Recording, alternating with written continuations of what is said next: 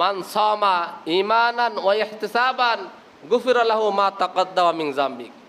কোনো ব্যক্তি যদি ঈমান এবং সওয়াবের নিয়তে রমজানের সিয়াম পালন করে, তার বিগত জিন্দেগি সব গুনাহ আল্লাহ মাফ করে দেন। মান কামা ঈমানান ওয়া ইহতিসাবান গুফিরা লাহু মা তাকাদ্দামা মিন যামবি।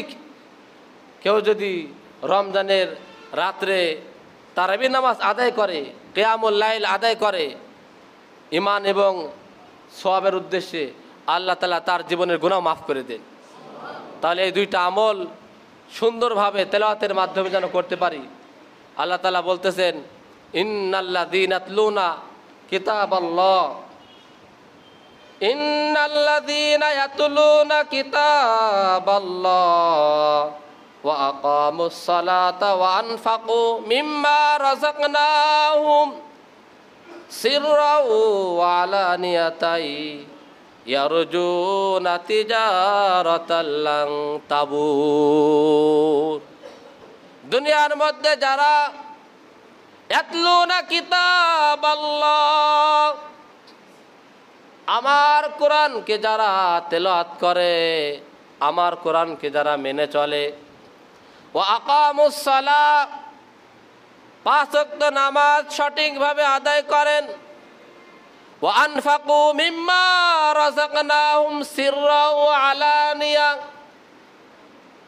আর গোপনে প্রকাশ্যে, সচ্ছলতা অবস্থায়, ধনাঢ্য অবস্থায়, সর্ব অবস্থায় যারা আমি আল্লাহ রব্বুল আলামিনের দেওয়া রিজিক থেকে দান করে, ইয়ারজুনা তিজারাতাল লান তাবুর, এই তিনটে গুণ যারা করেন, আমি আল্লাহ রব্বুল আলামিন ঘোষণা করতেছি, তারা এমন একটা দিনের, এমন একটা ব্যবসার আশা পোষণ করে, এমন একটা ব্যবসাকে তারা লালন করে, ইয়ারজুনা তিজারাতাল লান তাবুর, যে ব্যবসাতে কোনোদিন কোনো লস হবে না। বলেন সুবহানাল্লাহ।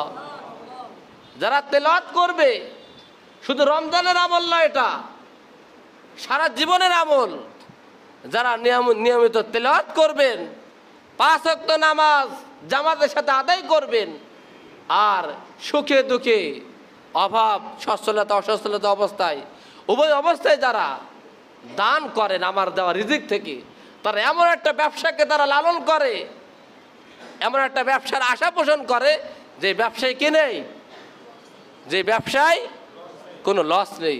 আল্লাহ নিজে বলতেছেন, আল্লাহ রাব্বুল আলামিন এই তিনটে গুণ, এই তিনটে আমল আমাদের প্রত্যেকের জীবন ধারণ করা তৌফিক দান করেন, বলেন আমিন। আর বিশেষ করে আমরা সওয়াবের উদ্দেশ্যে আল্লাহর জন্য আমরা যেন প্রত্যেকেই আল্লাহর রাজি খুশির জন্য পরিপূর্ণ হক আদায় করে রমজানের সিয়াম পালন করতে পারি, সেই তৌফিক দান করেন। আল্লাহ রাব্বুল আলামিন আমাদের সকলকে